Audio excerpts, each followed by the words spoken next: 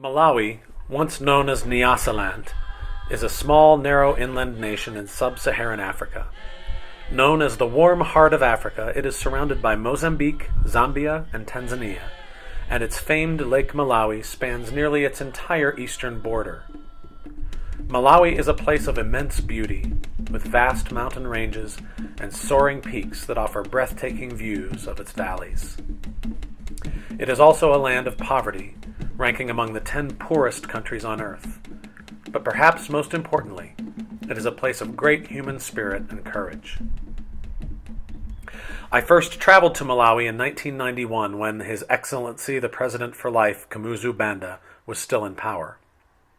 When I returned 2 years later, nearly half the population had participated at great personal risk in a national referendum to end single-party government, and effectively began the demise of Banda's rule.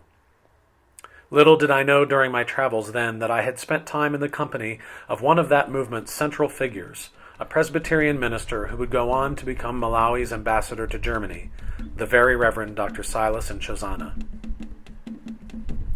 I was privileged to spend time with Reverend Nchozana in September of 2010 when he visited North Carolina and learned more about his extraordinary journey as well as that of his colleagues. The tales of terror, danger, courage, sacrifice, and determination compelled me to pursue the creation of a new dramatic musical work in order to tell the story to a wider audience. To facilitate this project, a new nonprofit organization called Creators was established and successfully accomplished its first step in this effort, a 3-week research trip to Malawi. Creators trustee Alan Albert joined me for this journey, during which we were immersed in not only the cultural atmosphere, but gained access to an extraordinary roster of individuals who shared their experiences with us. Bishop Felix Makori was one of Malawi's 7 Catholic bishops whose pastoral letter of 1992 began a national revolution. It did the unthinkable, openly criticizing the government at a time when such things were simply not tolerated.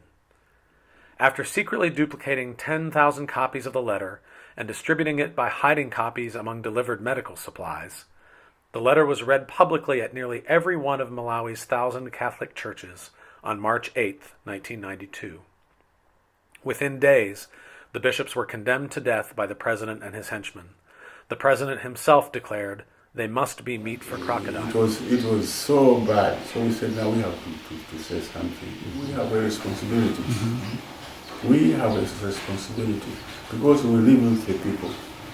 We are not living in big offices in Rome or Blanta, but we have people who we live with them and they suffer, we see they suffer. And we believe that the government is not there to make people suffer, it's to help the people to live a better life. The bishop's letter was declared seditious, and it became a severe crime for anyone to possess a copy. The Very Reverend Dr. Silas Nchozana was General Secretary of the Church of Central Africa Presbyterian at the time, and had also been recognizable as a civic religious leader, considered by many to be the city of Blantyre's chaplain. As one who frequently opened presidential events in the city with prayer, he was in a very precarious position, associated by many with the government, but knowing that his faith insisted he support the bishops and stand up against the tyranny that had been going on for so long. There was no 1 week in that office which passed by without us hearing that somebody, it would be a wife coming to tell us in the church and say, my husband has been picked at 3 o'clock in the morning. And once that happens, you know that that person is gone. Because what they would do was they bring, sacks and then just put the person in the sack.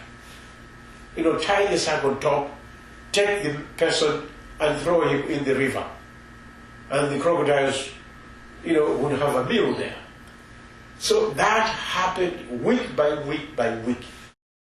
We were afraid of anybody, telling the story that you were speaking against Kamuzu. If there are 2 people, you would always suspect one is an informer. Sometimes you would always also be even afraid of your own wife. When Silas made his position known, he placed himself in a position of grave danger, becoming a target of government threats and intimidation. Death threats came by phone from government ministers. Squads of people came looking for him, and he narrowly escaped roadblocks with police who had been ordered to arrest him.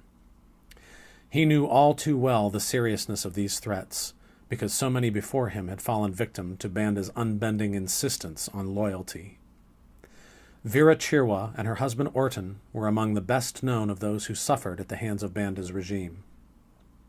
Chased into exile in Zambia, then kidnapped and returned to Malawi by government agents, the two were sentenced to death in illegitimate village courts on false charges of treason. Although international pressure caused Banda to reduce their sentences to life imprisonment, they would see each other only 2 brief times before Orton was found dead in prison before Vera's release. Officially ruled as death by natural causes, it is widely believed that he was murdered by Banda's government. I knew that those courts were courts of injustice, because they were formed by Kamuzubanda to fix up his opponents, and those who had been tried in those courts, they never get real justice. They were all sentenced to death. So when they said that we were going to be tried by those courts, I knew, and also Walter knew, that was the end of us. What I feared myself after the arrest, when we were in prison, was my children. I said, how are my children going to live? They were all young ones, they were all small. I used to sing loud from Zomba to prison, to Blanta prison, and all along, white, because I wanted my husband to hear.